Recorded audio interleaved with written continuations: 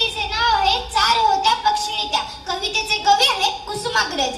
चार होत्या पक्षिणी त्या रात होती वादळी, चार होत्या पक्षिणी त्या रात होती वादळी, चार कंठी बांधलेली एक होती साखळी, दोन होत्या त्यात हंसी राजहंसी एकटी, दोन होत्या त्यात हंसी राजहंसी एकटी, आणि एकीला कळेना जात माझी कोणती.